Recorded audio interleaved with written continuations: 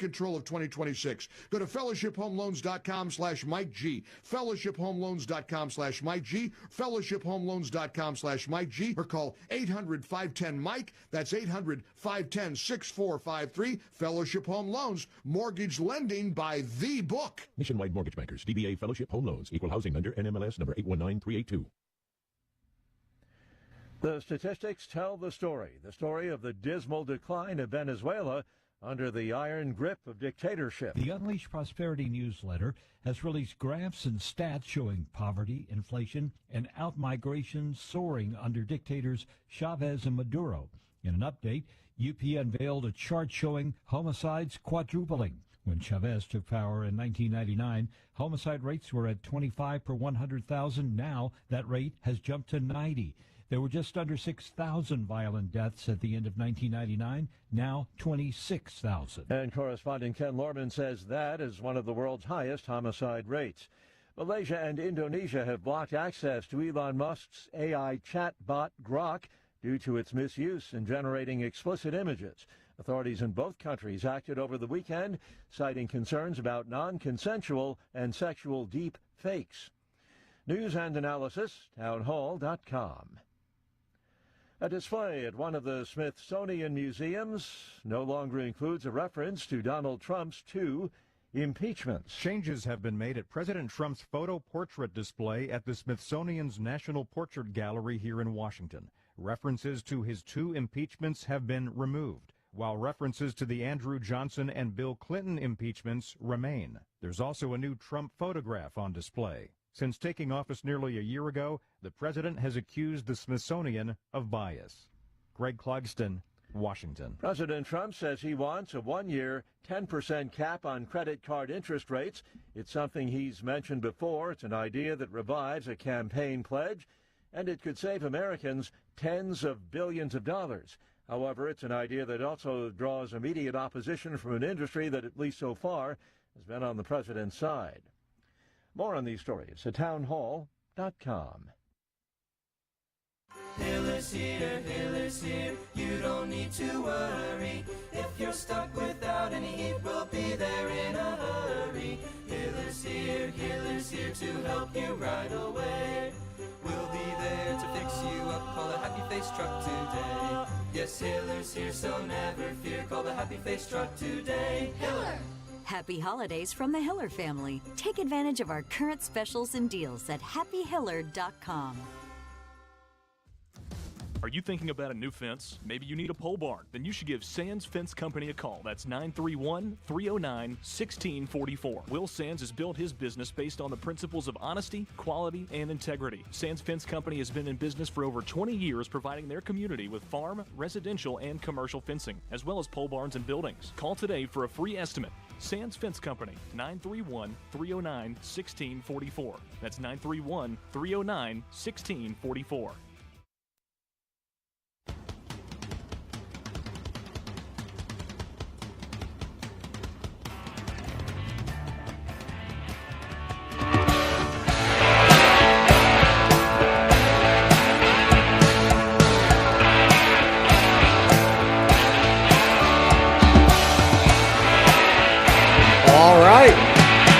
Doing it.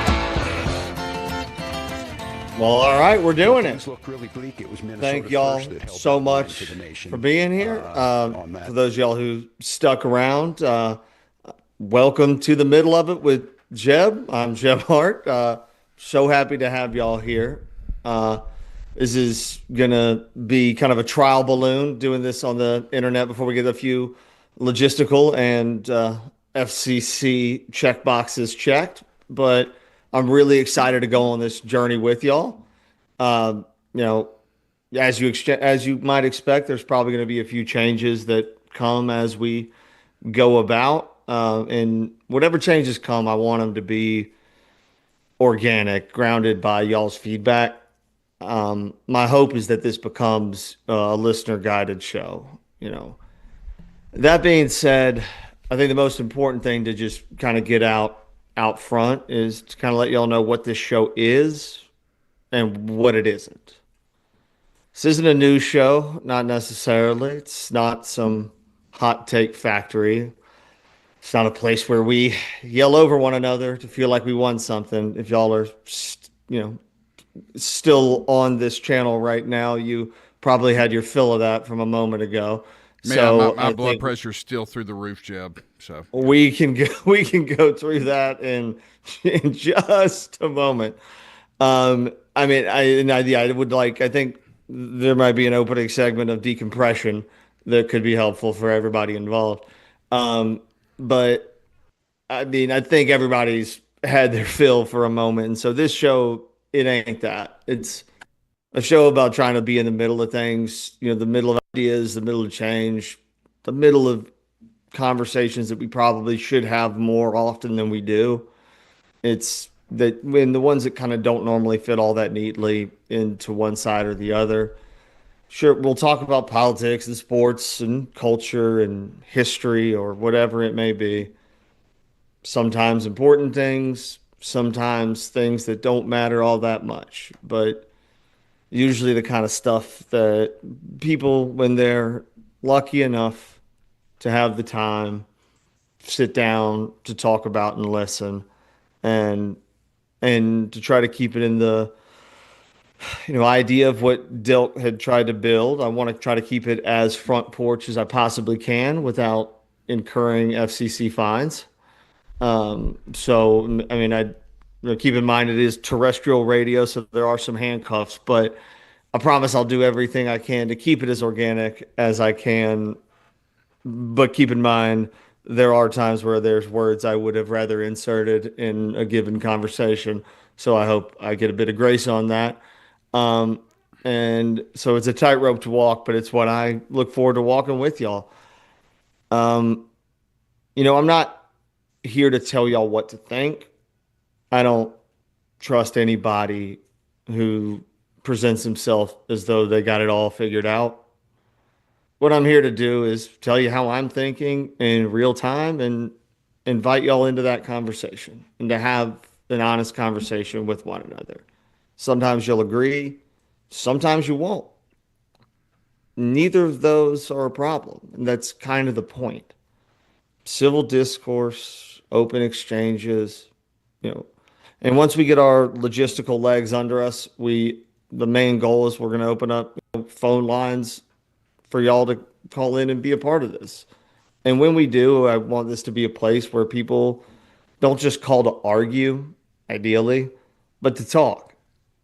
I mean, life's pretty complicated, and most of us don't need another lecture. They don't need a talking to. They don't want to feel judged. Sometimes they just need to talk some things out. And you can call in on the radio and do it anonymously and talk about how you're feeling or what's going on in your mind. That's just as important as, some whatever local issue it might be. And if this can be a place for that, I would love for that to be the case. Most people just need a place where they can say, hey, I don't really got a clue what's going on, and I kind of want to talk about it, or this is messed up, and it's cheaper than therapy. It's just a phone call. So when we get that set up, then we'd love to have y'all come in. And when we kind of get to the end of this intro, I think in this interim time, we can have emails or texts in if there's some topics or things because like I said, I do want this to be viewer and listener driven, and I also don't want it to be kind of a mirror image of the show that precedes it, in that I've always believed very deeply that learning something new is one of the greatest joys you can find in life. And once you can recognize that being proven wrong is a learning opportunity, your whole world will open up. So I plan to enter this with an open mind and open heart. I'm not sitting on my heels defending a position from an ideological standpoint. And I know that, in Three Dudes, sometimes you kind of do in the heat of battle have to abandon the root logic of where you're trying to go to address the tip of the spear that's happening there. And I think that kind of deludes a lot of conversations that are worth having.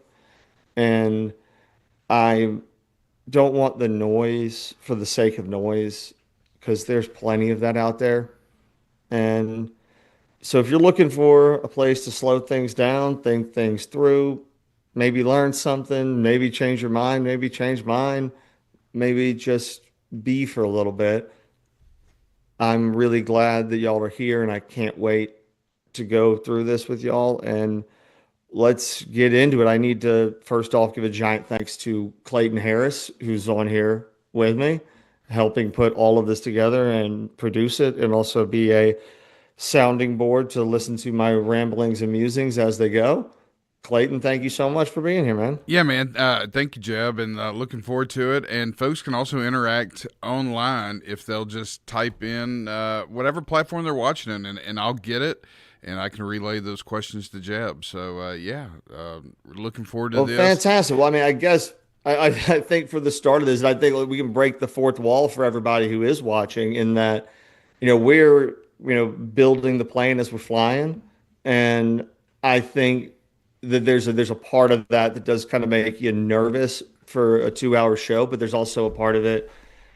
Well, I mean, at least for me, I don't get nervous that often. It's an underexplored emotion, and I'm like, it's exciting to be nervous. And I, hope I can feel it. I hope y'all like it. I hope y'all can do that. But I got to lean back on, just authenticity will stand the test of time. Either y'all like it or you don't. And I really hope you do. But I'm going to put it out there one way or another. And I think just coming off of the show we have before, I think a bit of a decompression on that and having a kind of a walkthrough, I think, is a good start. What was it, Clayton, that was kind of that had your blood pressure the most to shove? I tell you, man, like I'm not, and anybody watching the show or has listened to the show, Three Dudes with a View over the last 5 years, they know that I'm kind of like your dad. I'm a libertarian, but I don't belong to either party. I'm not a Democrat. I'm not a Republican. As far as I'm not a member of any party, I don't go to either one's meetings. And I'll be honest with you, I voted for Republicans and Democrats in the last election. In fact, I've kind of done that almost every election. I'm not a party guy. I'm going to vote for the person that I think will represent us the best. And what is so sad, man, is how partisan we've become. Like, even in death, like we were talking about the lady in Minnesota who was killed over the last week, and to me, there's almost a celebration that it's happened. Like, we're justified now. Yeah, like this is just crazy. This is just absolutely insane that this is where we're at as a country, and I don't know, man. I don't know what the future is going to hold, but it appears to me that we live. We are polarized. We are polarized, unlike probably since the 1860s. So, I mean, I remember. So I didn't vote for Trump the first 2 times he ran. Just because I remember going into the voting booth when he was running against Hillary, and I had this weird, like, I mean, I was dead sober, but it was like a high thought to where I was like, this is how the aliens choose who they kill. And like, because like these 2 options seem like, and this was, before Trump had a political track record of, accomplishments and that, and given what I knew at the time. And, I voted for Gary Johnson. I was in Tennessee, so I knew Trump would win that, and it wasn't, but I've leaned that way. I feel like we've created this culture where you either have to 100% agree with a politician, or like, it's the tribalism where you either completely agree or you are lambasted for not breaking up. Like they can't, everyone's flawed. Every politician is flawed. They have things you disagree with. It would be absolutely ridiculous as a human being to assume that a singular person would represent 100% of your interests 100% of the time. I think the closest politician I've ever seen to that was Ron Paul, and he was our Bernie Sanders when we were in college, and his idea was just ultimate liberty and freedom and less government. And I really think Trump adopted his foreign policy, and he did, which is basically a non-interventionist policy. where we're not fighting these forever wars. And that was what I found appealing about Trump in 15 and 16 during his first run, was that he was talking about how we were just the stupid people for going over to Iraq, for that, the weapons of mass destruction that didn't happen. But not only that, we didn't even take the oil that was over there to help pay back for all the trillions of dollars that we spent over there, and not including all the blood and treasure of human lives that we lost. So Trump didn't allow the media to bully him. And the military industrial complex, they have taken a big L for the most part when it comes to Trump. Now, I'm sure they're still getting their big budgets from the Pentagon and everything else and all that mess. But no, man, I think it's rare to find a politician like Trump. I mean, like we won't ever see anything like this again in our lifetime. Well, when I was sitting on the couch with my then girlfriend, now wife, in 2016, I guess it would have been 2015 in November, I was scared when he got elected, not in the, famous, gif of the lady in the yellow high-vis jacket screaming no. The Newtonian physics of what he was scared me, because every action has an equal and opposite reaction. And I don't think we have an Ilhan Omar without a Donald Trump, and and the pendulum swings. And I think we always don't just react, we always overreact. And I hope that we can find a way to settle down, to have the pendulum swing towards logical ends, not just because the other side did something that made you so mad that you have to go the other way. Right. That we can have it settle in the middle. And we got a break coming up. When we get back, we are going to talk about something that is bothering me that is not politically motivated. Well, I guess a little bit. And we'll get into it when we get back.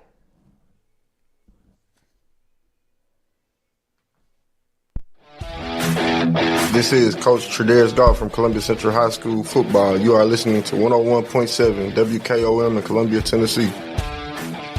Hi, I'm Robert Rogers at Parks Motor Sales Buick GMC. And I'm Michael Parks Lawrence at Parks Motor Sales Buick GMC. Together, we're Mr. Bobby Parks' grandsons, and we run his dealership, and we are glad to be part of our local community. Being family-owned and operated, we invest heavily in our community. We do things like sports teams, schools, bands, you name it. We try to help everybody we can. The reason why we do this is because we all love this community. So come do business with us, your neighbors, at Parks Motor Sales in Columbia, Tennessee, right off Nashville Highway, or at parksmotorsales.com.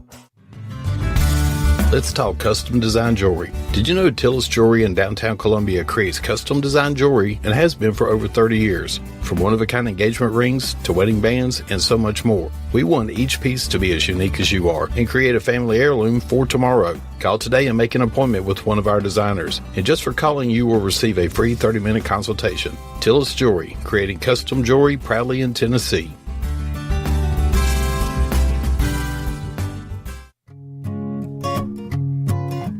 Hi, Jimmy here for Columbia Ace Hardware.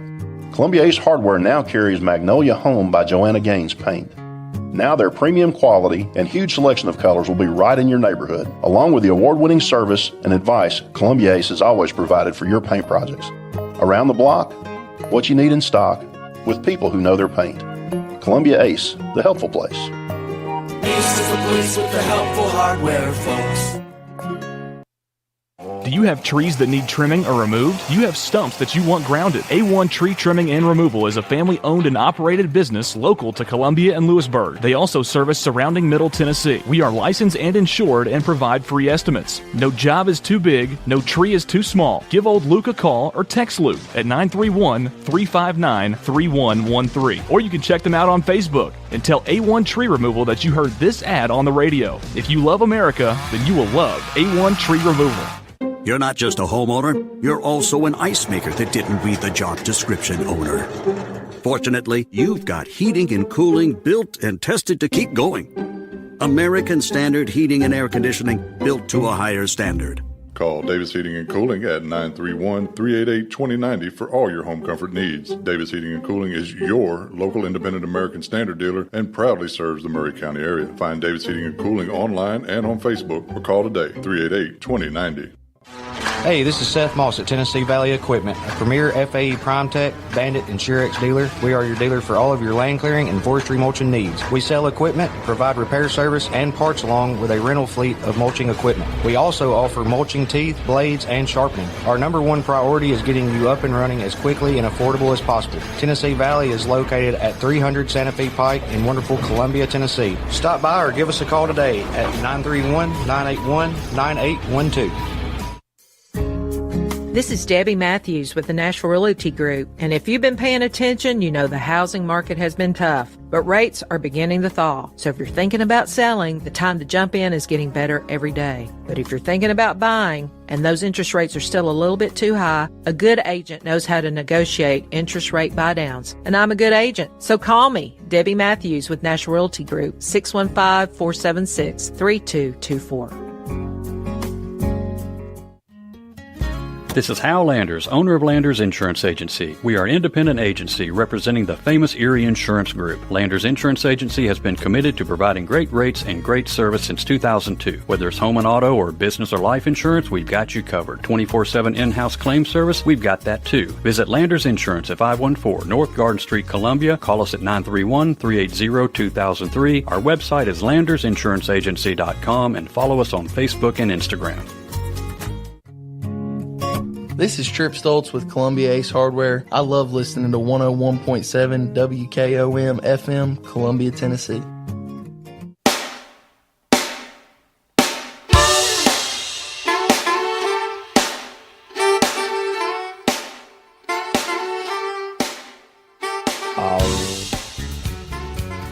All right. Welcome back. Thank you for coming in. I'm first off very pleased with the song, the intro choice. So I made a New Year's resolution like 2 years ago to stop being ashamed that I love Dave Matthews. Exactly. No, I'm right there with you. Absolutely. Like there's no shame in it. Let's None. love it how we love it, and love is love, and there's a time and a place for it. So now we're getting back on the side of it. I got a rant that I desperately want to go in on, but I also think that it needs a bit of color and context because it's something we're all pretty well familiar with. The issue with NIL, the new clearinghouse, the new structure of it, and it's all fresh in my mind. And let the listeners know, though, I didn't mean to interrupt you, but you're an Ole Miss guy. So, yes, you guys just made it to the semifinals.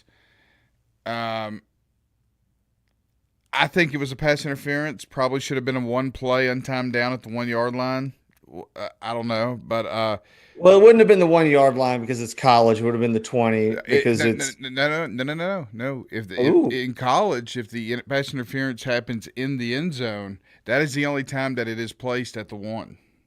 Okay, well, I did not know that was the rule. I thought it was just 15 yards regardless or half the distance. In the field of play, absolutely. If a foul occurs in the end zone, though, in college, it is placed at the 1.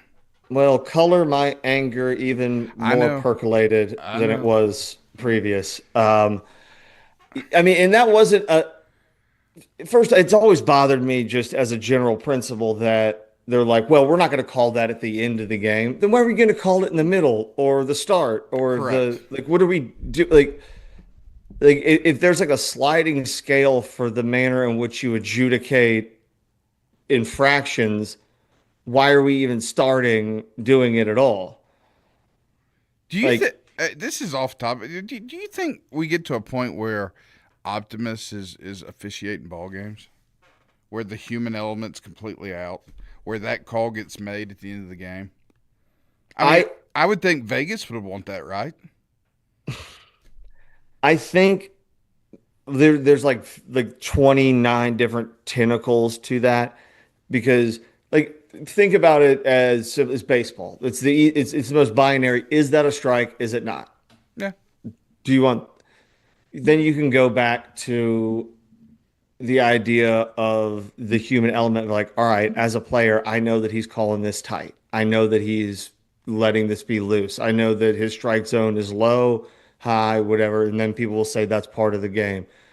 I think at the end of the day, a gigantic part of sports is the ability to just be angry about it and have that outlet to just be furious.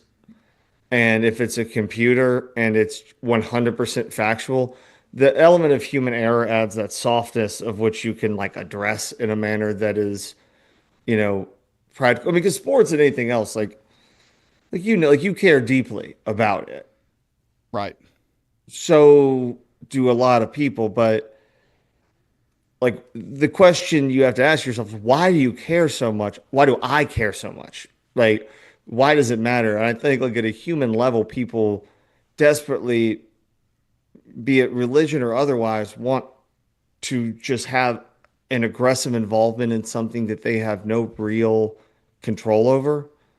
It is a moment of, letting go and, kind of Jesus take the wheel type situation is kind of the root cause of that joy. Because like you go to a game, you cheer, you're excited, but in reality, outside of, if you illegally brought in like a foghorn at right before they snap, like you're not making that much of a difference, but you want to be involved. And that's what we all do as a community. And then you find communities and tribes, and that's what it is. I think the human element, both on the positive and the negative side, are an element of that I don't know if you can take out without sterilizing what actually makes it what it is.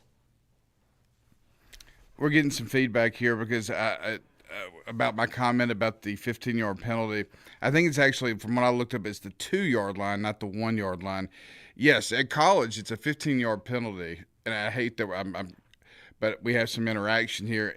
Oh, no, please. In the end zone, though, if penalty occurs in the end zone, it changes everything. And I believe, it puts the ball at the 2-yard line. I will get confirmation on that. It's not the 1, it's the 2. But oh, well, that makes it so. I guess what started this was me saying just like that's not a regular Hail Mary. If you look at it, it's a one-on-one play. Yeah, it's for the 30-yard line. Yeah, it's a one-on-one play. There was other guys around, but it was a defensive back, a receiver going for a ball. I understand when it is like a true Hail Mary where there's like 6 guys in a bundle, ball gets tapped around, trying to be like, well, you kind of touched his shirt, is a bit ticky-tacky. But in this situation, it's just a ball play. That's it. No, I mean, look, you hate that the game even comes down to that if you're an Ole Miss fan. Or if you're a Miami fan, obviously you would hope your team would be in a position where it doesn't come down to the final play of the game. But I think you and I both could agree after what we saw Friday night, I don't think it would have mattered, or it matters who wins that game, because I don't think anybody's stopping Indiana. I just don't see it. I think that they are spectacular. Oh, they're like a pro team. They're 23 years old. So impressed. Yeah. By Curt Cignetti. I just one of those dudes. That opening press conference where he was like, "Look, Google me, I win." I Googled him. Like, he did well at some small, but like, he knew what he was like. It's only cocky if you're wrong, and he could not have been more correct about his capabilities. And I think we're going to find a new. I think Curt Cignetti and Lane Kiffin are going to be the two, at the fork in the road where the coaching trees, or at least ideas of how to deal with the new age of college football, diverge. Because Lane Kiffin, it's not about relationships. It's not about, I'm going to be here, I'm going to develop you. It's, I got money, we got a brand, you can get paid both from us, from other people, come here.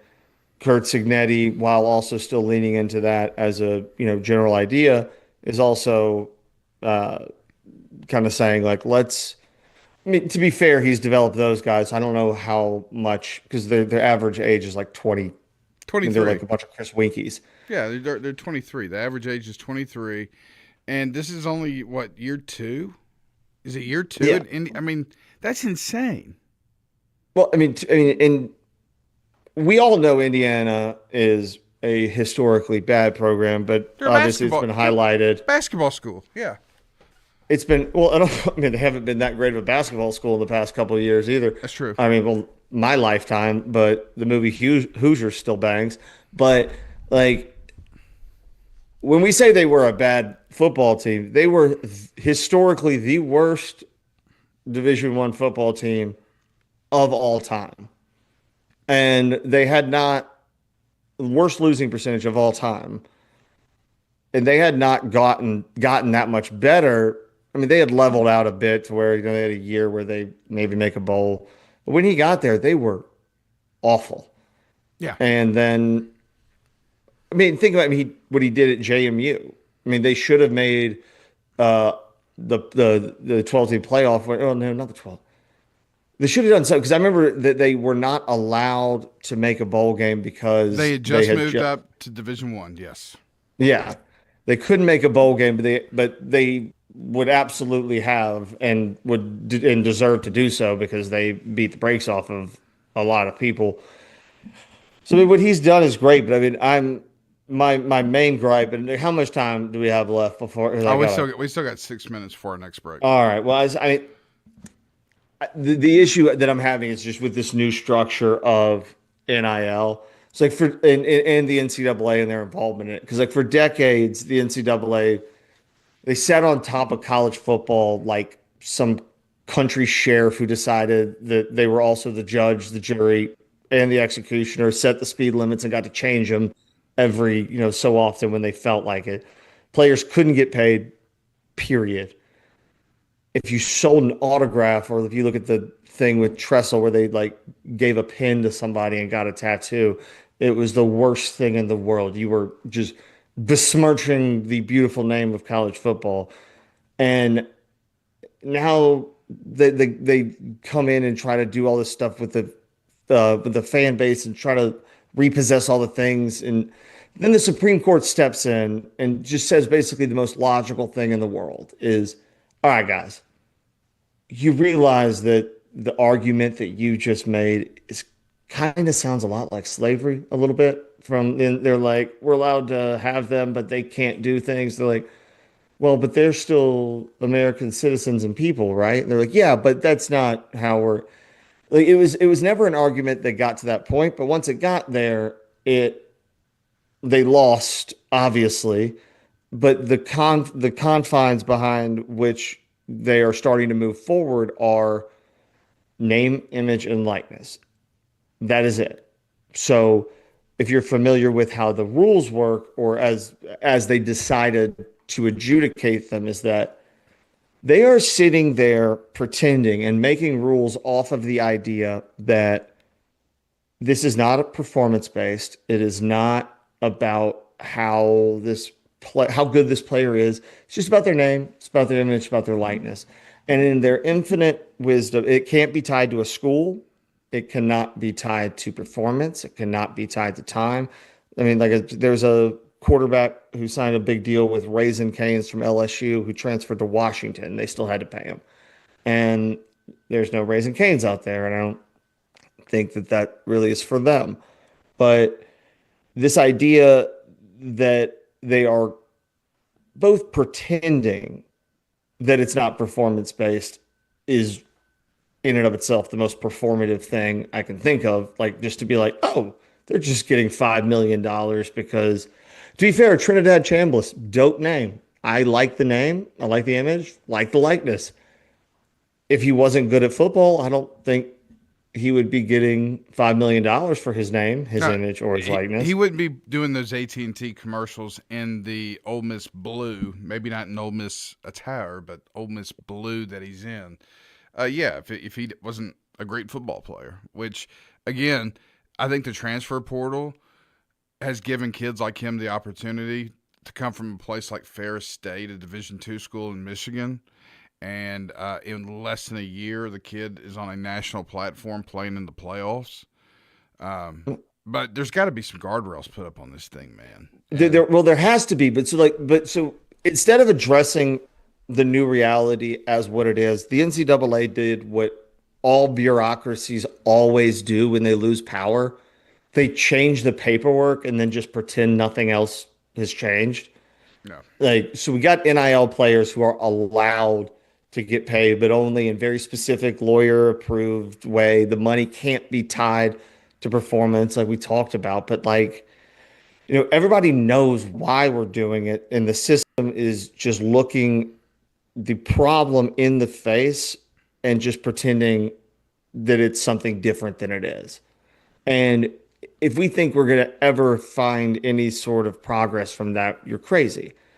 And the real trick, the NCAA outsources the judge. This is the thing. This is basically my jumping off point as to why I'm so mad. Is that the NCAA lost all their power, and so they decided to offshoot their. Well, I guess the correct phrase would be to outsource their judgment to a private equity funded clearinghouse run by Deloitte. Which, if for those history buffs out there and financial folks involved, once Deloitte gets involved, it is always just an absolute. It's crisp. They do things really well. Every decent sized NIL deal gets reviewed regardless of NIL, but now it's random accountants at Deloitte's that get to decide if what a school or a collective is paying somebody is market value. And to me, that is the most insane thing I've ever heard. Market value is what someone's willing to pay. That is borderline the Webster's Dictionary definition. And Deloitte has a clearinghouse outsourced by the NCAA that is now in effect that gets to decide, no, you're paying them too much. You're like, but we want to. They're like, but you can't. Because and the amount of metrics that they put underneath it is that, the market value. Is your market value more if you play at Texas or Eastern Kentucky? Is it more if you pay? They have metrics as to what they deem to be fair, yet if you're willing to pay it, then that's the market value. It's insane, and this is just another level to complicate an already untenable situation because they refuse to address the real problem is that these players are being paid for how good they are at football. Yeah. If you stop lying to yourself, stop lying as an institution, and address the problem that's directly in front of you, you can have practical solutions. But as long as you're working off of this diluted idea of the paperwork version that you distilled down from a Supreme Court ruling, that's what the problem was, then this whole thing is going to continue to be a nightmare, and I don't know what to do. It's not good, and I don't know how you fix it other than maybe I don't think the NCAA is going to fix it. I think the conferences are going to have to get together and led by the Big Ten and the SEC, and they're going to have to figure out a way to either have a commissioner, someone like Nick Saban who everybody respects, or someone that comes in and all the schools agree to play by the same rules. You see it in professionals. Each team has salary caps. I don't know if it's that. I don't know what it looks like. But they got to get that under control, and they got to get the transfer portal under the control, because what's happening is you're seeing these guys go from they'll go to 4 different schools in 4 years based on who's going to pay them the most money each year. And that was not the intent of this. So maybe you give somebody a one-time transfer without penalty, and then after that you got to sit out a year, which will then potentially, make folks second guess whether or not they want to leave and stay more committed. And that's what to me kills me the most, is that it crushes the whole team atmosphere and the team aspect of building something, because you got these colleges that maybe take a chance on a kid who, let's just say MTSU takes a chance on a kid who's not getting recruited by a bunch of Division I schools, but they give him a chance, and he goes there, and they develop him, and he becomes this great player. Well, guess what? UT could offer him $4 million his junior or senior year to, if he's good enough to come up there and play for them, and everything he's built with that school and that coaching staff, that loyalty that they gave me my first shot, it's gone. It is completely gone. And I get why it's gone, though. I mean, and I think that's a huge reason why the guardrails and the, emergency brake needs to be not completely pulled, but like you feel like you're sliding down the hill, crank it up a few clicks. Because, like I said, and I think the root cause of it is that the NCAA, who's, adjudicating these things, is pretending like the reality is something different than it is. Because if you can just say that they are professional athletes playing for a college team, their contracts need to have terms. They can have one transfer, they can have this, they are allowed to be incentive-based, they are allowed to be, transfer, but you can't just have it be, because if you're a kid, and I think there is a lot of benefit to it because, a lot of kids are staying in college longer than they would otherwise because they're getting more money than they would in the pros from those. I mean, think about like any player on like a white dude on Duke who stayed forever because Krzyzewski, little something. Like you're making more there. You're not an NBA talent, but you're good at where you are, and you don't come from money. You don't have a lot of stuff. It's stability. You like it. There's a way that it can work, but you just can't pretend that the reason that the system exists is a different reason than you want it to exist. That makes sense. But again, I just go back to the fact that, and I grew up, I've always liked the college game more than the pro game.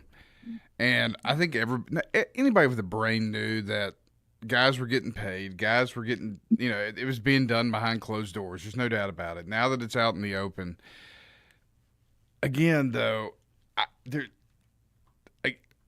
there's got to be some guardrails put up. It's gotten ridiculous. I mean, there was a kid look at the guy, Carson Beck. Carson Beck was in the same recruiting class as two guys that were playing in the NFL playoffs over the weekend. Bryce Young and the kid out at San Francisco. Now think about that. Well, no, the kid from and this is, I guess, another reason why I'm so pissed off about just the arbitrary adjudication of rules. And this one is obviously from a personal level, but the quarterback from UNC got granted a 7th year for a medical red shirt, and Trinidad Chambliss was denied. They're being sued, and it's going to be an injunction in. I mean, they're a toothless organization because it'll be an injunction into Mississippi court to try to stay this hold. But Trinidad Chambliss had respiratory. They sent 91 pages of his medical records, and basically the reason that the NCAA turned him away was because, well, they weren't the original medical records. They weren't contemporaneous. They used just ridiculous paperwork words to basically be like, sorry, it's not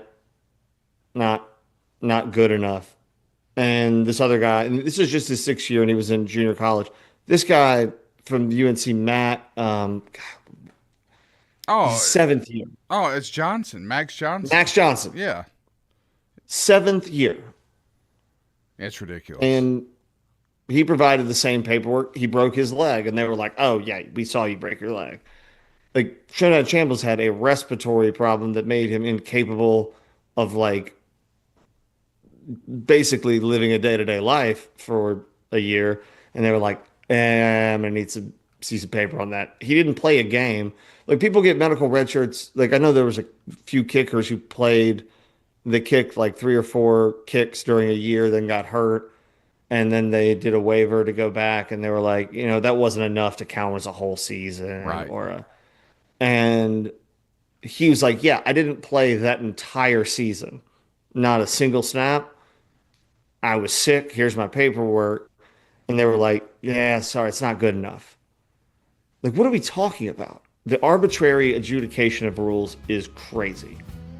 And like you said, they're a toothless organization, and they really haven't punished anybody hardly since they nearly gave Alabama the death penalty 20 years ago. So, well, then they took Memphis's national title away because of Alabama. They didn't take it. They took their banner down, which they took the banner down. That's something that what's his name's had done. Not Ranks only Tarkanian. Well, the guy that's at Arkansas, that was in Kentucky, that was in Memphis. Calipari. John Calipari. They took it down at Memphis, and they took one down at UMass. So, you know, and if he did what he did then in today's world, there's nothing. They wouldn't. That's just showbiz, baby. That's it. All right, see you after the break.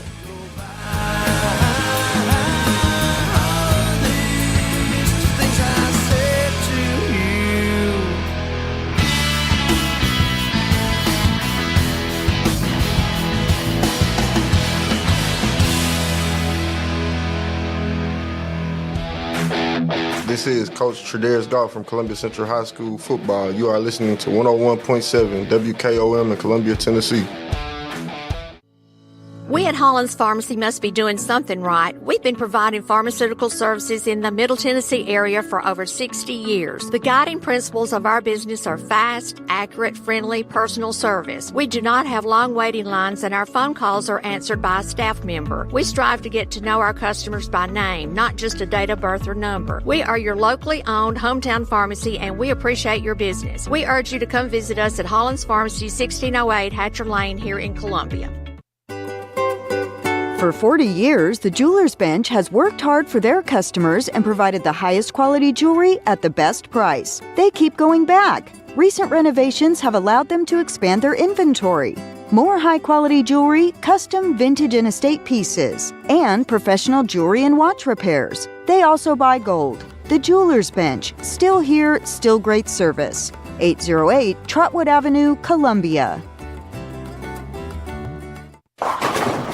Hey, this is Derek Ransom with 10 Pin Alley, voted #1 family entertainment center in Murray County. We offer 32 bowling lanes, giant arcade, laser tag, bumper cars, and a full cafe and bar menu. We also specialize in group events, kids and adult birthday parties, company parties, sports team parties, and holiday parties. We're located at 322 East James Campbell Boulevard in Columbia. Call us today at 931-381-BOWL or visit us at 10pin.com. 10 Pin Alley, it's where the good times roll. In today's uncertain world, you can never be too careful about your family's financial future. That's why the Parker Group, a part of Baird's Private Wealth Management, is offering a free second opinion on your financial plans. Let us review your current plan, and we will identify any gaps and offer suggestions to improve it. Please call the Parker Group at 931-548-3737. That's 931-548-3737. Robert W. Baird and Company Incorporated does not offer tax or legal advice. This is Mark Curry at the Trailer Store. We are a local, family-owned business. Every day, I work with my wife, Susie, my mother, Becky, and my son, Justin. We offer a full line of lawnmower trailers, utility trailers, stock trailers, and a full line of trailer parts. We also offer service. Come see us at 1021 New Lewisburg Highway. Call us at 931-381-2795. That's 931-381-2795. Farmer Johnny here, Taylor Family Farm. I want to give y'all a little look-see. We raise 100% non-GMO, grass-fed beef, pasture chicken, and pork on our family farm. Everything that we grow is raised with love and care to ensure the highest quality and nutrition for our family and customers. You can shop online at TaylorFamilyFarmTN.com or visit our farm store in person at Etheridge, Tennessee at 301 Dave Reisner Road. That's TaylorFamilyFarmTN.com for more information. The generations that have paved the way for us deserve respect, integrity, and compassion. This is Kelly Dobson, owner of Caring Hearts Home Healthcare. My grandmother and mother started this business in 2005, and I was honored to take over in 2012. Licensed and insured, we help our aging community stay in the comfort of their own homes. Online at CaringHeartsHomeHealthCareLLC.com, by phone 931-381-5470, or in person at 1121 Trotwood Avenue here in Columbia. That's Caring Hearts Home Healthcare. Hello, I'm Rick Whitley. And I'm Daniel Pollard from Jones & Lang Sporting Goods. We would like to take this opportunity to thank all of you for the many years of support. Since 1966, Jones & Lang has been locally owned and operated and supplying teams from T-ball to college. Stop by and see what we can do for you. We offer a wide variety of services from silk screening and embroidery to our custom trophy and awards department. We're open Monday through Friday, 8 to 5, and Saturday, 9 to noon. Remember, Jones & Lang Sporting Goods, the look of a winner. Hello, my name is Zach Maddox. I'm a proud third-generation owner-operator of Columbia Paint and Wallcover, founded by my grandfather, Ralph Maddox, in 1946. We offer a variety of paint and wallcovering products, but our passion is customer service. We can offer many personalized services and can come out to your house or business if needed. Come visit us at our Columbia location or our new Spring Hill location behind WKOM in Columbia, Tennessee.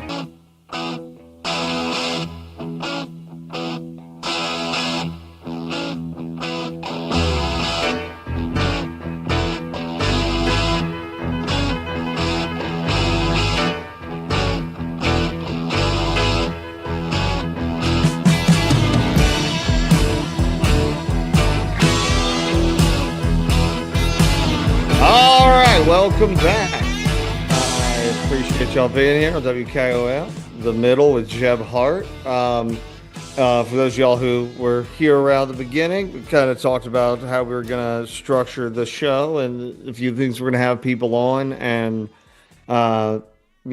have some interesting conversations. But, we were working out some logistics of a few things. But I guess the first person that we test out the interview in chops with my boy Clayton here, and you are now the subject of an interview unbeknownst to you and placed on the spot. All right, let's do it. All right, we can go through a full, kind of a life history situation, but I'd start out with, what is one memory that you never want to forget?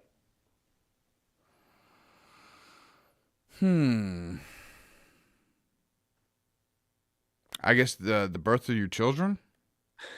And I was going to do the caveat of you don't get the cop-outs of the ones that are... Okay, let's take out birth of the children and marriage. Okay.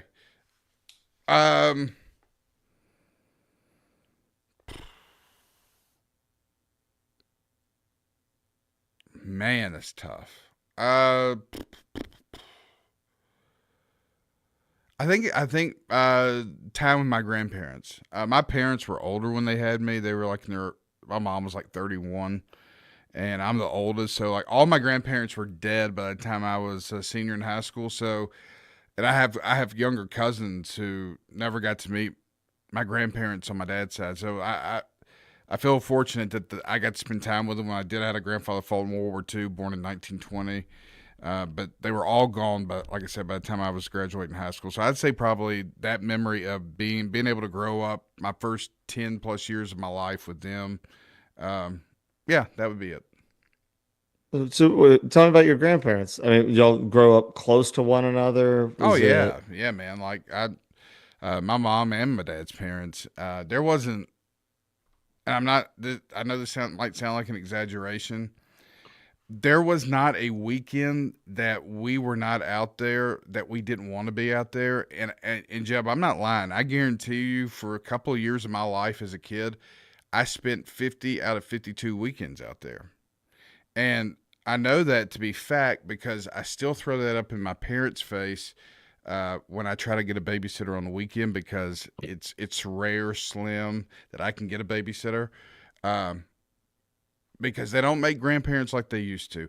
But there was the inflationary rate of that capital is like the Silicon Valley Bank. Yeah, their parents put in the sweat equity hours into the deposit, and you go to be like, hey, remember how you got helped out by your folks? Yeah. They're like, I'm sorry, we have no record of that. And they get so defensive too when you bring up the fact that, they don't make them like they used to. Well, there ain't no excuse. I mean, time is time. Quality time is time. And yeah, man. What'd you learn the most from your grandparents? I mean, obviously one was in World War II, and obviously there's 4 of them. So, and what lessons do you think you value the most that you kind of take forward with you? hard work, family. I think family is. I think just the bondness of your family, being there for And each other. they were close. Like both sets of grandparents were close with one another as well. Yeah, actually, what's weird, man, is that they're both sets of my grandparents are buried near each other here in Columbia. And if you go out to the cemetery, Pope Memorial Gardens, there's this huge, big grass area around them.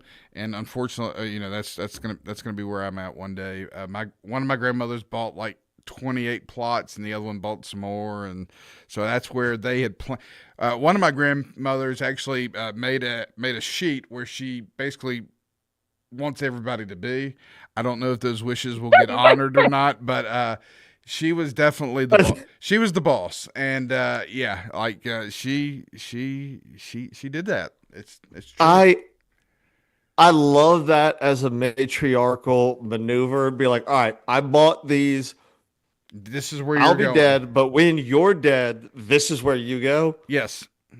I think that's a final like boss lady move at the end of it all. For sure. This woman was she was valedictorian at 16 years old. She graduated high school at 16 and wanted to be a doctor, but obviously ended up getting married, having a family, 5 children. But she was in charge. There was no doubt about it. So. And what did your grandfather do? My grandfather, he ended up owning some businesses here locally, but growing up, my grandparents or my dad, he worked for Hilton Hotels, and they actually lived in Trenton, New Jersey for a while, and then they moved to Lansing, Michigan, Phoenix, Arizona, Atlanta, Georgia, Columbia, South Carolina, and then back to Murray County, all by the time from the time my dad was born till the time he was in 6th grade. So when they were in South Carolina, he would fly to New York during the week and fly home on the weekends. Like it was just a different world back then. And then he came back to Tennessee and owned Nashville China Company up in Nashville, and then Osco here in Columbia, which is the oil service company, and retired in the mid to late 80s. And like I said, they had all passed away by the time I graduated high school. I think she passed away in 1995 and he passed away in 2001. So he was there with Kimmons Wilson and like kind of the startup because no, my head went to the wrong place. That's Holiday Inn. That's on me. He worked for Howard Johnson. He worked for Howard Johnson. He worked for Hilton, and he also worked for Maxwell House Coffee. Not all at the same time, obviously, but throughout my dad's childhood, and until they moved back here in the I guess it was in the mid 70s. And my mom's parents. I tell you what's crazy is like. I love NASCAR because of her father, and the reason I love NASCAR was he would let me leave church early with him to go home, and that meant that I got to skip Sunday school. And what we would do is we go home and get ready for the race, and we would watch the race. And I always thought that was really cool. But he served in World War II, and I didn't realize this until like 2 months ago, Jeb. I've been doing a bunch of genealogy stuff. I got his obituary down at the archives. He was in Patton's Third Army. He was awarded 4 Bronze Stars. 4? 4. And wow. Yeah. Do you know what for? It was for each of the campaigns that he was in. Which obviously the Battle of the Bulge. I'll pull that up here and actually forgive me a second. Well, because that's incredibly. I mean, if you said Bastogne or the Battle of the Bulge, or Patton's army was spread. Well, when Patton's army came to rescue the 101st at Bastogne, but I mean, any involvement in that, like 4 is crazy impressive. Well, he's somebody that never talked about it. Never talked about it. The one story that he, I was a kid, and you got to remember, I was so much younger than all my other cousins, and because my mom, like I said, had us so late,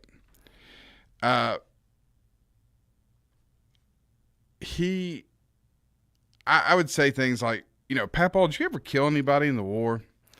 And he wouldn't give a yes or no answer. He wouldn't talk about it. But the only thing he did mention one time, and I do remember this, and I don't know how it's possible, but my memory sometimes is just incredible. I'm able to remember things. But I do remember him saying that he remembered he had a buddy of his that was in a foxhole, and they were in a trench. And he was and I think the point of the story was don't freeze. And he was telling me, and he said, his friend was in this foxhole, and he was yelling at him to get over there with him in the trench, and he wouldn't listen. He was scared to death, and a mortar came in and killed him. Well, as a little kid, I'm like, whoa. And it's heavy. And I don't even know what a mortar is. I just know it's just like this bomb, like. Doesn't sound good. No, it doesn't. I'm like, whoa, and so yeah, and so then there was these my grandmother, my mom remembers the Bronze Stars, but we believe my grandmother threw them away because she developed dementia, and it's just something he never talked about. So when I got his obituary, I couldn't believe it. But it all made sense because he was in the last cavalry unit in the U.S. Army, and they trained out in Fort Sill, Oklahoma. And by 1942 or 43, they had fully become mechanized, and he was in Patton's army. And like I said, I had to pull it up, the 4 campaigns. He was obviously the Battle of the Bulge was one of them. But that's how he and well, yeah, I'd love to pull it up, and when we get back from the break, we'll do it. I'll pull it up. Yeah, absolutely. I'd love to hear more about it because I think that's fascinating. It really is, and it's just it's hard to believe that stuff is just. Get your genealogy pulled up, and we will dissect it on air. All right. Sounds good, buddy. Right. We'll be back right after this. This is Coach Tredarius Goff from Columbia Central High School football. You are listening to 101.7 WKOM in Columbia, Tennessee. Hi, I'm Robert Rogers at Parks Motor Sales Buick GMC. And I'm Michael Parks Lawrence at Parks Motor Sales Buick GMC. Together, we're Mr. Bobby Parks' grandsons, and we run his dealership, and we are glad to be part of our local community. Being family-owned and operated, we invest heavily in our community. We do things like sports teams, schools, bands, you name it. We try to help everybody we can. The reason why we do this is because we all love this community. So come do business with us, your neighbors, at Parks Motor Sales in Columbia, Tennessee, right off Nashville Highway, or at parksmotorsales.com. Let's talk custom design jewelry. Did you know Tillis Jewelry in downtown Columbia creates custom design jewelry and has been for over 30 years? From one-of-a-kind engagement rings to wedding bands and so much more. We want each piece to be as unique as you are and create a family heirloom for tomorrow. Call today and make an appointment with one of our designers. And just for calling, you will receive a free 30-minute consultation. Tillis Jewelry, creating custom jewelry proudly in Tennessee.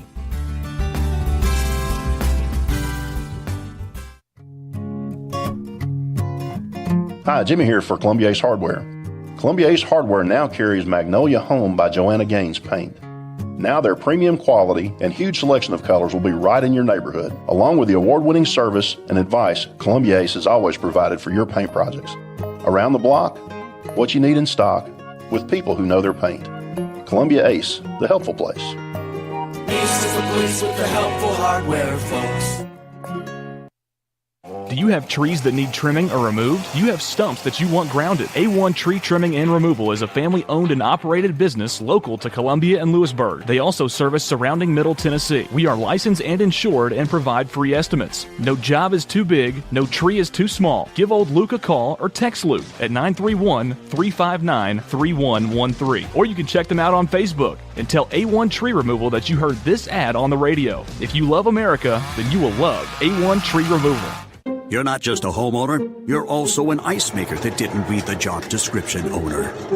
Fortunately, you've got heating and cooling built and tested to keep going. American Standard Heating and Air Conditioning, built to a higher standard. Call Davis Heating and Cooling at 931-388-2090 for all your home comfort needs. Davis Heating and Cooling is your local independent American Standard dealer and proudly serves the Murray County area. Find Davis Heating and Cooling online and on Facebook or call today 388-2090.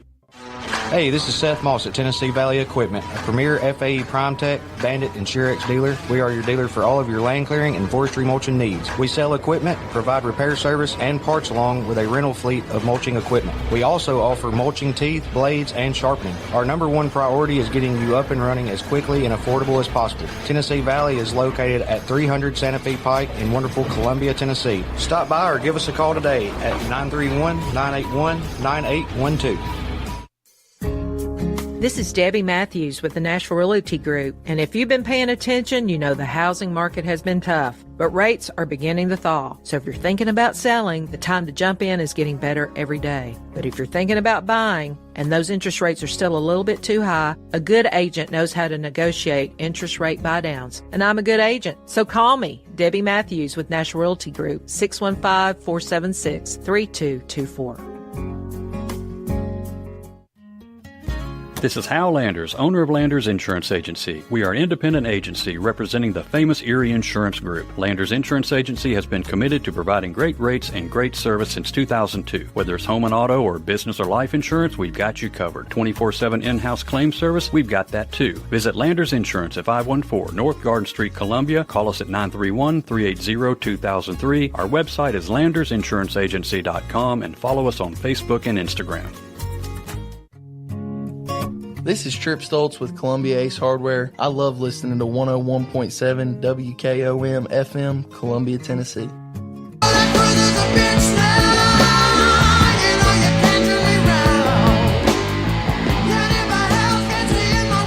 All right. We are back in the middle with Jeb Hart. Thank y'all for sticking around with us. And I am interested in the research that Clayton has done, because I do want to know more, because I find this very fascinating. I'd love to know more. Yeah, man. So we were talking about my grandfather, and just that we were talking about. I don't know how we were talking about genealogy, but we were talking about memories. You were asking me like, what's one memory that, and I said it was the time I spent with my grandparents, because, again, they don't make them like they used to, and they were part of that greatest generation. That World War II generation, and I grew up as a kid, and I knew my grandfather served in the war, but I had no idea. And like I've been sharing all this information with my older cousins, and they're just blown away by it. And my mom and one of her brothers is dead. She has an older sister in her 80s who has Alzheimer's, and so it's just her and her sister and my uncle, and they knew he served, but they didn't realize who he served with and what all he had to experience and see. And my first hint was obviously it was when he passed away, I was 12 years old, so I didn't read the obituary and know what I know now. And so anyways, it said that the Williamson County native was the son of Ezekiel and Bertha Lou Robinson Davis. During World War II, he served on the European theater of operations in northern France, the Ardennes, the Rhineland, and portions of Central Europe during the Battle of the Bulge. He was a member of the last U.S. Cavalry Mounted Horse Unit, and was awarded the Fame Theater Ribbon with 4 Bronze Stars for his service in combat with the 241st Field Artillery Battalion of the 3rd Army. And Good Lord. Yeah, I mean, what that, and so, I mean, he was in northern France, the Rhineland, other parts of Central Europe. Like I said, he earned the 4 Bronze Service Stars. 24th Field Artillery Battalion was part of Patton's Third Army, which broke the siege of Bastogne, rolled into Germany, freed prisoner of war camps, and liberated towns across Europe. And what's extremely rare is, and this is what I have found out since then, was about that, he went to Fort Sill, Oklahoma. There's a picture of him standing with a foot on a dark horse and a foot on a white horse. And that's a graduation photo the Army would take with those the cavalry unit guys. Yes, and so I never we just thought, what's this picture of him on with standing on top of a horse, two horses, 1 foot on one. Well, that was their graduation photo for the cavalry unit. Well, obviously, safe to say that rules. Yeah, I mean, it was really continue. cool. But he was part of that last cavalry unit, and they largely ended in the 1930s. Only a few units remained during the early part of World War II for scouting and training. But what it did mean was, though, when he was put into that Third Army, that 241st Battalion, those guys that were the cavalry mounted horse unit fellas, they were the guys who would get out front and they would do all the they would do a lot of the scouting. They were literally the tip of the spear. They were, and he couldn't hear. He had to wear hearing aids, and so that makes sense, especially when you look at what his unit did. The number artillery, of yes, right next to the exactly, exactly. So yeah, man, it's just incredible. In fact, it's weird that we're talking about over the weekend. I just did a filing with the Veterans Department to hopefully get some more records on him, and possibly be able to get those Bronze Stars back that we believe that is really cool and a very worthwhile thing to try to go about. I mean, you saying you think your grandmother threw them out is, everybody at the end of their, we don't all have it all together. So, Yeah, she really didn't have it all together, unfortunately. After he passed, she ended up, there's a very good chance that it was thrown away. And to be fair, like for as prestigious as a Bronze Star is, and it is a gigantic deal, aesthetically, I could see how somebody would be like, this isn't that important. This looks like a piece of copper. It's not an impressive looking medal. Yeah. It is. Well, and it's like the kids they said they knew about it after the funeral home was able to get his information. Apparently the funeral home was able to use some database to tell exactly what unit, got all of his war information. This wasn't something he talked about or bragged about. What do you think that is? Because I know friends of mine who have served in the military, and it's a relatively large part of their identity because, I went to a school where, so I went to a school called Woodward in Atlanta, and it was a large school as far as enrollment went. So that made us go into this larger division that we probably should have been in. Like in high school, I played against Calvin Johnson, Cam Newton, and Eric Berry. And so we ran a triple option. So we were the Army, Navy, Air Force of Georgia. And so we inevitably ended up having a lot of kids go to those schools. And for all of them who I'm still close with, their service and their involvement is a huge part of who they are, and they're very open about discussing it and outside of a few instances, they're pretty cool with it. But my grandfather, and yours as well, whenever I asked him about it, I'm really thankful that my fourth grade class made me do this, was to interview a grandparent.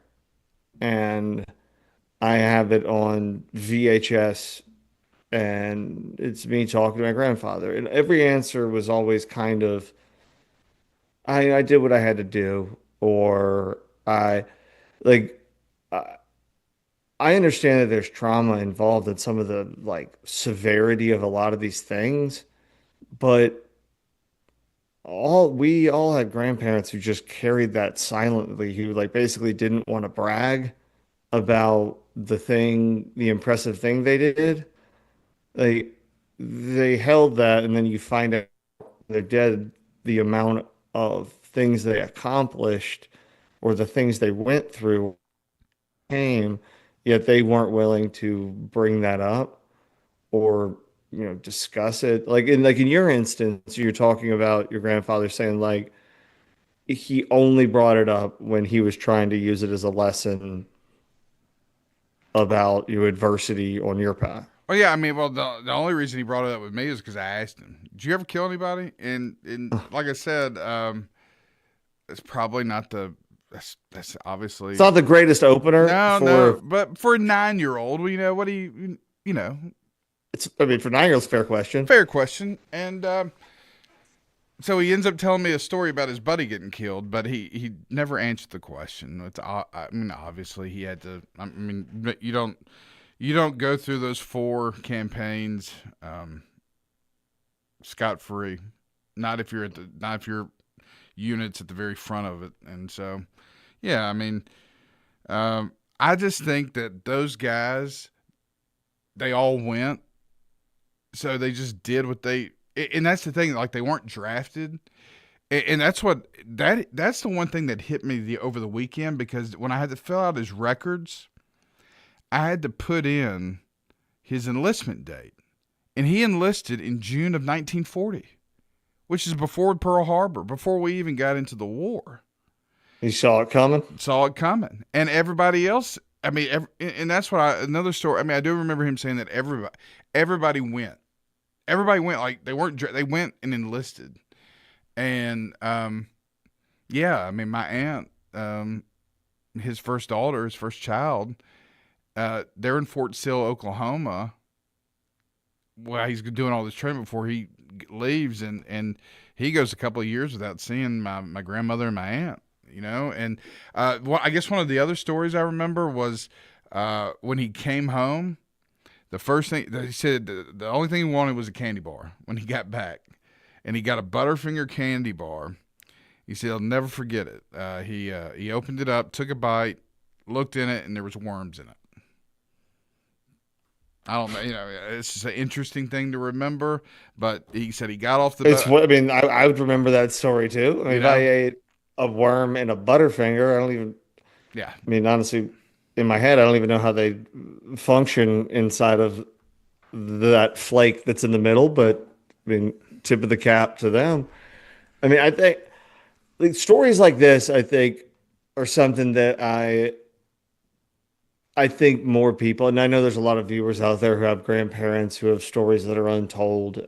And I mean, certainly at like a national level, if I said to the viewers listening right now, do you know who Eugene Bullard is? And I would guess the answer would be no. And he lived a life so incredible that his memoirs were turned down because the publishers were like, this is amazing, but we can't print this because there's no way it's true. And it is 100% true and has been validated since. But this was, when he tried to publish them, it was in the 60s and 70s. And so they didn't have the ability to like cross-reference everything. If people don't know who that is, I think people's stories deserve to be told, and people who need to be like. And I wish that people who have done things, like I wish I would have had more honest conversations, or I wish my grandfather would have felt comfortable enough to have more honest conversations with me about the things that he has done, or the life that he lived, or the things that he learned. And not to say that my grandfather on my dad's side who's passed, my grandfather on my mom's side is still around, and we do talk, at least once a week, but there's still like a guard there that I don't know if can be broken down, but I'd love to know. And so for anybody who's out there who has a story about a family member or a parent, I'd love to hear it, talk about it, have y'all come on in the near future. Again, we're still working out the logistics of the show and how it's functioning, but I think kind of the thesis of it is, the questions people should be asking that they're not. And I want to add this too, because I think about this a lot regarding my grandparents. There's times where I sit and I think, what in the hell would they think about this? Or what in the world would they believe this? And I'm talking about things that are happening in our society today. Like I said, they've been gone for 25, 30 years now. And I'm telling you, Jeb, I don't think they would believe. I think they would be disappointed. And I don't think they believe how society or what society has become today. I think initially they'd just be confused because it would be like, wait, what do we wait? Yeah. Just do the thing. Just what are we talking about? We could just do the thing. And they're like, no, but just do the thing. Like this idea that our society is kind of percolated around of talking about the thing isn't doing the thing. Making a plan to do the thing isn't doing the thing. Telling other people that you're about to do the thing is not doing the thing. Doing the thing is the only thing that is doing the thing. And I think our grandparents, without ever reading Marcus Aurelius, understood the stoic nature and necessity of just do it. Stop arguing about what a good person is and be one. Stop, wasting your time with things that you can't control and just go. Because it is a lot easier just to vent what could be conceived by others as reasonable complaints into the ether and just basically BI, the word, just throw things out there because it's like a release valve on, a steam engine. Like you need to get it out. It makes you feel better. It helped nothing. And maybe it helped the steam engine not explode in this analogy, but it doesn't fix the issue at hand. And I think we were more practical people of the greatest generation and otherwise were more just like, well, yeah, it sucks. We got to deal with it. Moving on. I tell you what, though, man, I will say this. They spoiled the hell out of their kids. And, man. Overcorrections. I'm telling you, man. My God. And my parents are boomers. Not taking a shot at any boomers, but my goodness gracious. Well, I mean, you have to have empathy for that, though, because like if you talk about, the boomer generation was raised by people who were either raised during the Great Depression or the tail end of it, and the vast majority were coming back from a war who had seen terrible things and didn't have the childhood that they would have wanted. And given their hard work, they had the ability to provide a life they didn't. We didn't have, self-help podcasts or books. It was just like, yeah, I didn't get that. I would have loved that when I was a kid. I'd like to do this. There's nothing inherently immoral about it. I think the ripple effects are things you find out way later. And I don't think any of them. Just a basic example, though. Both of my sets of my grandparents each had 5 kids. Congrats on the sex. Yeah. Now, their kids only had 2. One of them had 3, but everybody else had 2. And then they had 2 or 3 kids that had none. So I just think the whole deal with I don't know. I feel like it's kind of skipped a generation, if that makes sense. Because I know people my age that had good relationships or knew their grandparents that were part of that generation that have a lot of kids. And I know that's, I'm not saying there's a correlation between it, but you look at the birth decline with boomers compared to their parents. I mean, I don't know. I mean, I think this is not I would like to preamble this is just my assumption, but closeness comes through difficulty and being there for one another in hard times and having other people be there for you. And it's not a direct correlation, but the easier life gets or the easier, off ramps are to other people fixing a problem for you other than your family, then closeness, it doesn't like just explode. It just kind of atrophies. And to where like, I don't need my grandparent for this, or I don't need, like, everything's a muscle you have to work on. And, it doesn't just happen. And I think a lot of times the necessity back then, like, things were hard, things were tough. And then when the boomer generation happened, things were pretty good and everybody was kind of going up together. And, it's just at least a community. Now we can have a community on an 8-inch phone in our pocket. And that could be a community, but it doesn't replace a phone call at 11:30 at night when your son falls out of a crib and you need someone to come over so you can go to the hospital. Right. Well, And I think, I don't know. I think that they wouldn't believe. I don't think they would believe how unreasonable we've become too. Because I think as a society, we've become highly unreasonable. We've become so. We take our politics like our football teams. Some people do. Like, they could know deep down in their heart that they're wrong.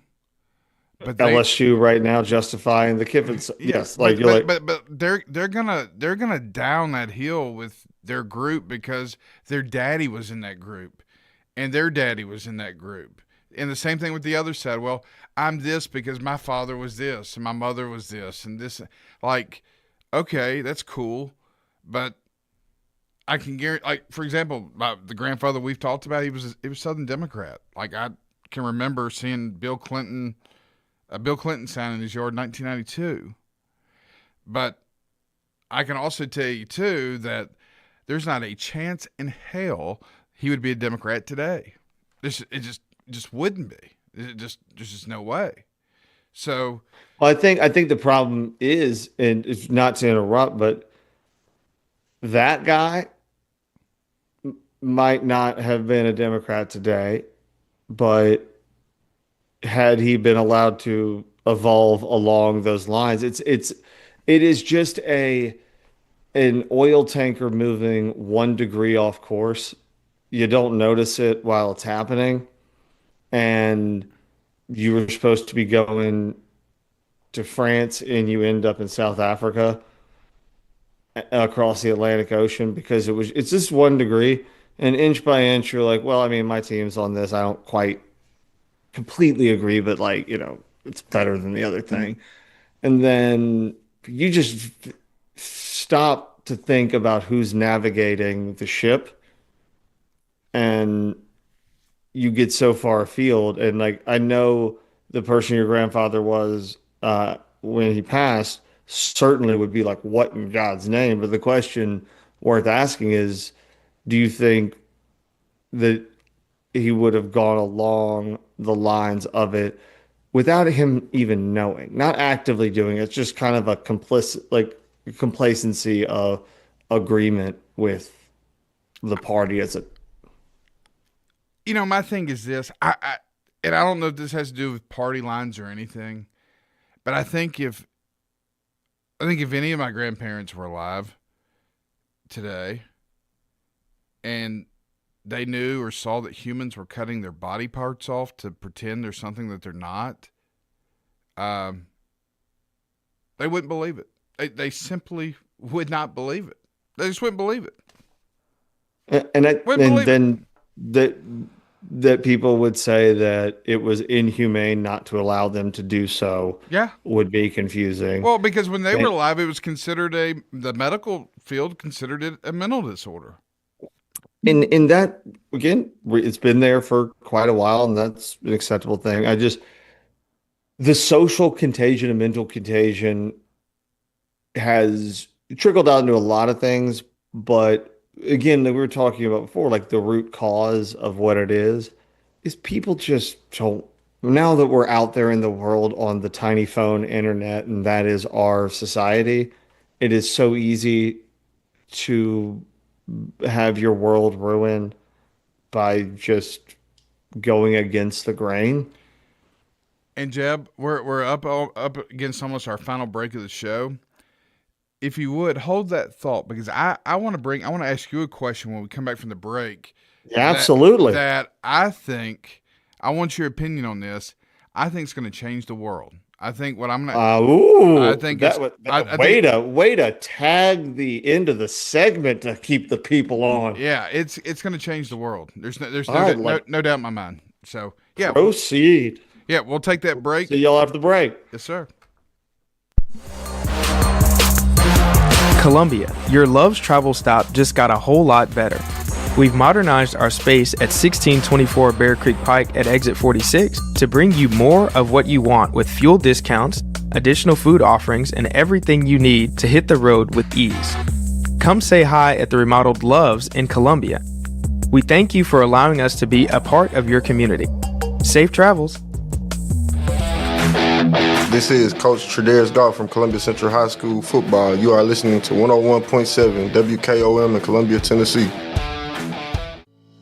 We at Hollins Pharmacy must be doing something right. We've been providing pharmaceutical services in the Middle Tennessee area for over 60 years. The guiding principles of our business are fast, accurate, friendly, personal service. We do not have long waiting lines, and our phone calls are answered by a staff member. We strive to get to know our customers by name, not just a date of birth or number. We are your locally owned hometown pharmacy, and we appreciate your business. We urge you to come visit us at Hollins Pharmacy, 1608 Hatcher Lane here in Columbia. For 40 years, the Jewelers Bench has worked hard for their customers and provided the highest quality jewelry at the best price. They keep going back. Recent renovations have allowed them to expand their inventory. More high-quality jewelry, custom vintage and estate pieces, and professional jewelry and watch repairs. They also buy gold. The Jewelers Bench, still here, still great service. 808 Trotwood Avenue, Columbia. Hey, this is Derek Ransom with 10 Pin Alley, voted #1 family entertainment center in Murray County. We offer 32 bowling lanes, giant arcade, laser tag, bumper cars, and a full cafe and bar menu. We also specialize in group events, kids and adult birthday parties, company parties, sports team parties, and holiday parties. We're located at 322 East James Campbell Boulevard in Columbia. Call us today at 931-381-BOWL or visit us at 10pin.com. 10 Pin Alley, it's where the good times roll. In today's uncertain world, you can never be too careful about your family's financial future. That's why the Parker Group, a part of Baird's Private Wealth Management, is offering a free second opinion on your financial plans. Let us review your current plan, and we will identify any gaps and offer suggestions to improve it. Please call the Parker Group at 931-548-3737. That's 931-548-3737. Robert W. Baird & Company Incorporated does not offer tax or legal advice. This is Mark Curry at the Trailer Store. We are a local, family-owned business. Every day, I work with my wife, Susie, my mother, Becky, and my son, Justin. We offer a full line of lawnmower trailers, utility trailers, stock trailers, and a full line of trailer parts. We also offer service. Come see us at 1021 New Lewisburg Highway. Call us at 931-381-2795. That's 931-381-2795. Farmer Johnny here, Taylor Family Farm. I want to give y'all a little look-see. We raise 100% non-GMO, grass-fed beef, pasture chicken, and pork on our family farm. Everything that we grow is raised with love and care to ensure the highest quality and nutrition for our family and customers. You can shop online at TaylorFamilyFarmTN.com or visit our farm store in person at Etheridge, Tennessee at 301 Dave Reisner Road. That's TaylorFamilyFarmTN.com for more information. The generations that have paved the way for us deserve respect, integrity, and compassion. This is Kelly Dobson, owner of Caring Hearts Home Healthcare. My grandmother and mother started this business in 2005, and I was honored to take over in 2012. Licensed and insured, we help our aging community stay in the comfort of their own homes. Online at CaringHeartsHomeHealthcareLLC.com, by phone 931-381-5470, or in person at 1121 Trotwood Avenue here in Columbia. That's Caring Hearts Home Healthcare.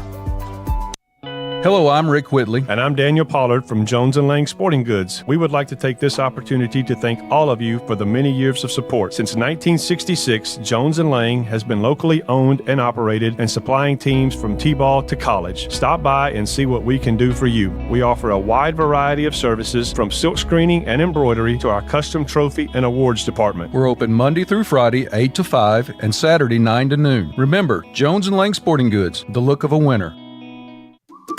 Hello, my name is Zach Maddox. I'm a proud third-generation owner-operator of Columbia Paint and Wallcover, founded by my grandfather, Ralph Maddox, in 1946. We offer a variety of paint and wallcovering products, but our passion is customer service. We can offer many personalized services and can come out to your house or business if needed. Come visit us at our Columbia location or our new Spring Hill location behind Church of the City, or visit us online at paintcolumbia.com.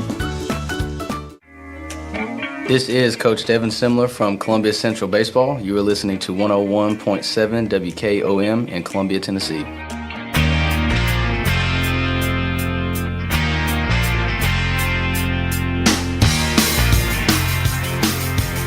All right. Welcome back.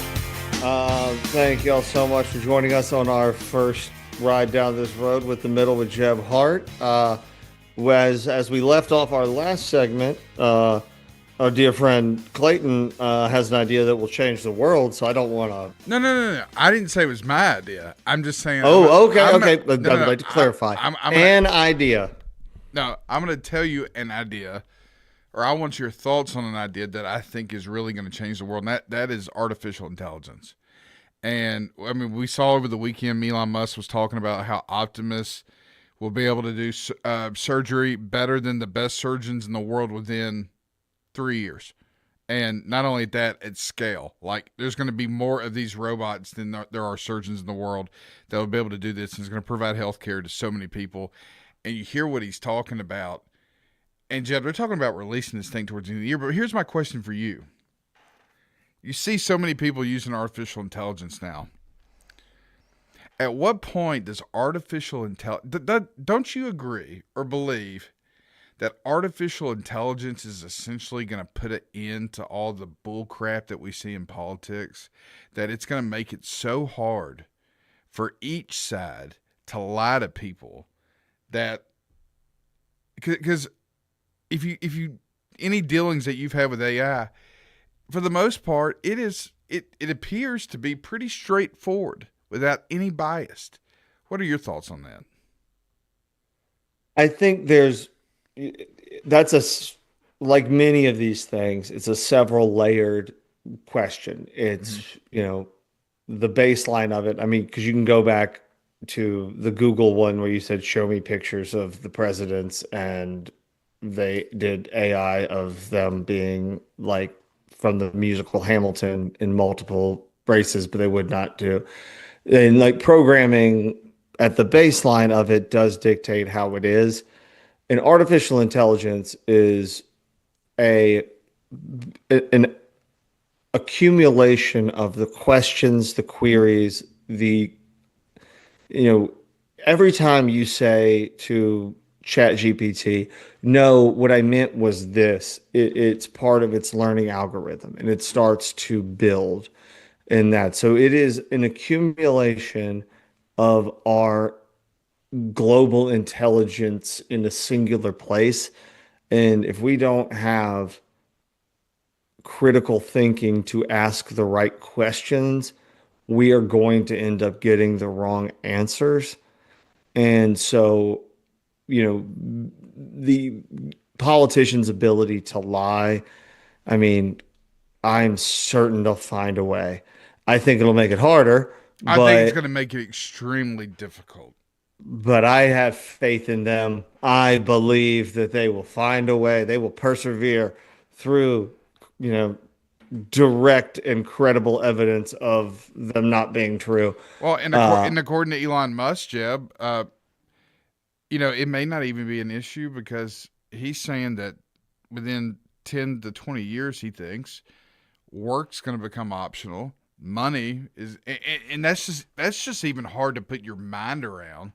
But essentially, There's not going to be nobody's going to want to get into politics in 20 years from now if that's the society we're living in. You know what I mean? Like, for what? I mean, it's an issue of hypotheticalizing the future, and then because every society, and I guess this is in any situation. I think the most recent one for me obviously would be COVID. Would be that like everybody thinks that this is the end of the world. Everything is we lived through as just a country in 200 years a a civil war, a cold war, two world wars, a revolutionary war. Every single thing was always this is about to be the end, and there's always hope in making it better for all of those things. But if you look at it, because we look at back at the past in such a present light, only because we know how it ended. It's really easy to not be scared by a movie when you know everybody lives or you know how it finishes up. But it's really easy in the middle of it to get scared and make fake futures about things that may or may not happen. And with AI, I think it needs to be looked at really carefully and monitored very seriously by people. And I think the most important part is by people who actually know what it is. From a government standpoint, I don't want some committee of Congress people who are like looking at stuff being like, this AI is bad AI, this is good AI. Like there needs to be an appointed commission of people who actually understand what it is, because there are very few people who at the core of the functionality of it truly do understand what it is, what it can be, what it shouldn't be, and how to stop those things from becoming the same. Now here's what I experienced over Christmas or I guess it was before Christmas, but right in between my procedures that I was having, my dad actually was taking me to the doctor or gave me a ride. He's got a Tesla. He's got a Y model, and this is his second one he's had, and it's a brand new one. And Jeb, I'm not kidding. The thing will literally drive itself. Before you would have to at least have your hands on the steering wheel. This thing, you sit back, and it just does its own thing. And Musk has come out and said that is artificial intelligence. What Tesla is doing, it appears that this self-driving thing, it's full go. Like, it's happening as we speak right now. I saw a video the other day of a guy in California in a Cybertruck playing Grand Theft Auto on his way to work while the truck drove itself. That's where we're at. We're here. And I mean, well, no, and the thing is that technology that you were with your stepfather the other day has existed. The touching of it existed without needing to touch it a while ago. There was just legal loopholes to go through in order to, like my car, I imported it from England, and it has this beep when it goes over the speed limit that I have to like manually change off because of some legal procedural stuff so the technology's existed longer than we actually even recognize was there. And it is so the real question you have to ask is, how do we deal with it as a society? Because there's things that people who are in law school, the amount of work that an associate would do could be reasonably, I don't think that it could like something could go to trial as an AI, but all of the prep work could be put into it and then sorted over by somebody who's been through it. So, I mean, we have to think about the second, first, third, fifth, eighth order effects of how we proceed from here. Because, I mean, there's companies that used to make apps. Now you can just say, hey, I'd like an app that does that, is a brick building game, or I want one that, tells me if my garage door is open. And an AI can just create an app that functions within that in the same user face. And then with the same thing with graphic design. Yeah. you can just walk through it and be like, no, I'd like it to be a little bit warmer or a little bit more, Norman Rockwell-y or a little bit. You could just say things and they just all of that is us as people talking to it. We're all living in a society, and this thing might become the crux and center of it. We have to make sure we pivot around it in a way that is beneficial, not like we end up like the people in Wall-E on the spaceship. I mean, Musk is saying that within a couple of years, they'll be producing hundreds of millions of these Optimus a year, that it will end. It will give every human on this earth good health care. What are your thoughts when you hear someone like that say that? I mean, when I hear someone like him say it, I think it's an aspirational goal. I don't know enough about the underlying, same thing with Elizabeth Holmes and her, blood testing thing at home. Unless I know that it actually works or that it's viable, I can have an opinion on it.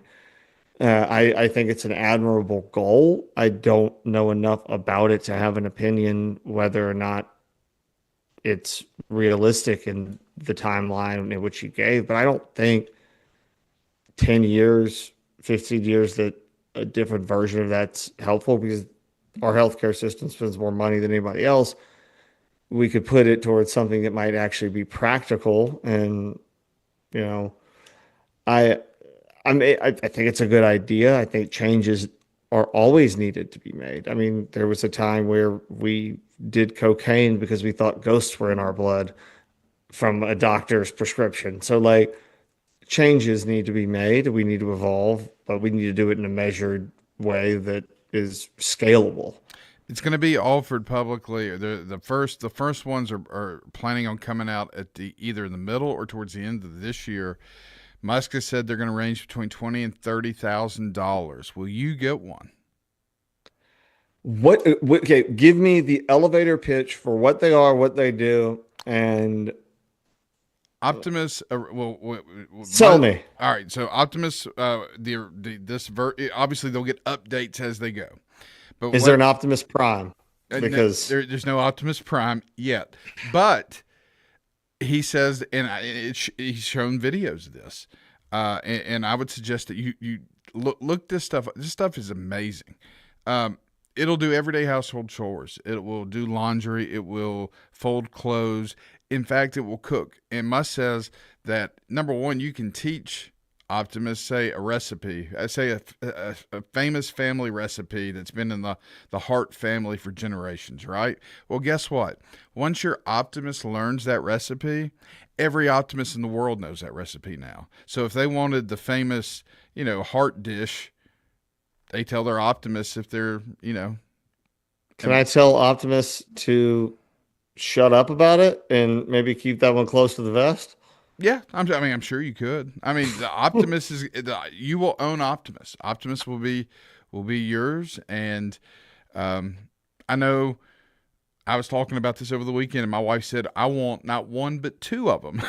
So I said, well, let's just start with one. If it worked in the same way that I would never buy a car the first year that they do a body style change or an engine change, I'll give it a bit. I'll let other people, market research it on my behalf and let, the lemon law things get sorted out. And especially in something like this, where the underlying technology is, crowdsourced or hive sourced from everybody putting information into each individual Optimate. I mean, provided that the security of that network and interconnectivity is properly, safeguarded, I'll wait a year. But if it does everything that they say it does, then yeah, I would buy one. And there's also a lot of talk about the Tesla stock. People need to keep an eye on that. I've seen a lot about a reverse merger with SpaceX and Tesla. They're talking about that could actually happen this year. I mean, when it comes to investing in Tesla, and have a decent sized position. I just don't look because it's as close to a meme, like a meme coin as you can get for a very valid stock because it's so volatile that him saying something on a podcast can drop it this much, even though the underlying financials would not indicate that that's at all the case. Like he's too public of a figure and too involved for the underlying financials of it will always prevail over the day-to-day sentiments of him smoking a joint on Joe Rogan. But so that's why, like, if you have it, you step back and just say, but then the merger between that and SpaceX, or I mean, he has the Boring Company and Starlink and all of these other separate entities, which there's no reason why they could not. I mean, there's probably some regulatory reason. I take that back. But if they merge together, that it wouldn't just be a conglomerate of all of it, but it ostensibly is a conglomerate of Elon Musk Inc. You know what scares me about investing any more into Tesla is, and it's just a hypothetical, and I'd love your opinion on it. But if you woke up tomorrow and found out that something had happened to Elon Musk, are you not going to sell all your Tesla stock? I think that that's a really valid point to where what makes Tesla would make SpaceX. And for everybody who has their disagreements with Elon, I understand portions of them. I do too. I think there's fair arguments to be made. But to say that, like with Ilhan Omar, he's the dumbest, or AOC, he's the stupidest billionaire I've ever met, or this, it's like the scene from Breaking Bad. He's like, do you know who you're talking to? This is like the Edison and Jefferson of our time, or Franklin of our time. I mean, I don't know about the syphilis or the promiscuous sex, but he's got a bunch he does have a lot of kids. He does He's trying have to a lot of repopulate kids. the earth, so it's a fair point. Benjamin Franklin, we look at him as the dude on the dollar bill, but that guy was out there just throwing it around. Yes, he was. There's a book that I would highly advise anybody who is a history buff, and we could talk about this later on for a history section about the love letters sent to Benjamin Franklin by French nobility. Yes. It is smut from the 1700s, and like it's married like duchesses, and he's like in his mid to late 70s. Yeah, just out there, just throwing diplomacy, so to speak. But did you see the series of Michael Douglas playing Benjamin Franklin on Apple TV? Yeah, no, I thought it was one of the better representations of him, because I think for far too long he's just been a cartoon character of like, he was a brilliant guy. He discovered electricity with a key on the thing, and then ta-da. Like he was so much more interesting than that. I mean, he invented bifocals and trifocals. He was the ambassador to France and helped diplomacy. He had to, stop, the amount of things that he didn't do. I mean, we can call the French quitters as much as we want from World War I, World War II, etc. But, we would not be a country without they saved our asses. the Marquis de Lafayette and Benjamin Franklin, getting them to be involved. And so, history, and I think that's something that I'd like to do in this show as we go forward, is because on the show that precedes this, we have to talk about everything as it's happening right now and give an opinion that might change after it. I think there's a lot of things that need re-examining because we looked at them far too quickly at the time they were happening and judged them for one thing or another without knowing everything. And then we just forgot. There's so much happening in this world, And I know we're getting near the end, so I guess this is kind of be my little wrap up space here. Um, but yeah, I mean, there's so much that happens, so many things that come up that we feel that we have to have an opinion on. And and I wrote a list of rules for life for my boys in case I like died in a car crash or plane crash or something, so that I'd have something. And one of them, and I think we might go through them as this show continues, but one of them is the world is not, it's a Marcus Aurelius quote. It's just the world's not asking for your judgment. It's not asking for your opinion. There's many times where you have the right, in a lot of cases, the obligation to not have an opinion on an issue. And I think that like the world is not calling for you to be like, hey, and that's where things start to go wrong, is when you feel as though you are required to weigh in on something that you have no business weighing in on at a time where you don't know enough about it to weigh in on it. I think we need to maybe go back on some things that now we have more weight, time, evidence to just reassess, and also be critical of ourselves and how we viewed them initially. Well, because I think, yeah, go ahead. Well, I was going to say this because you talked about the show that comes on before us. I hope that what people get out of this show is just common sense.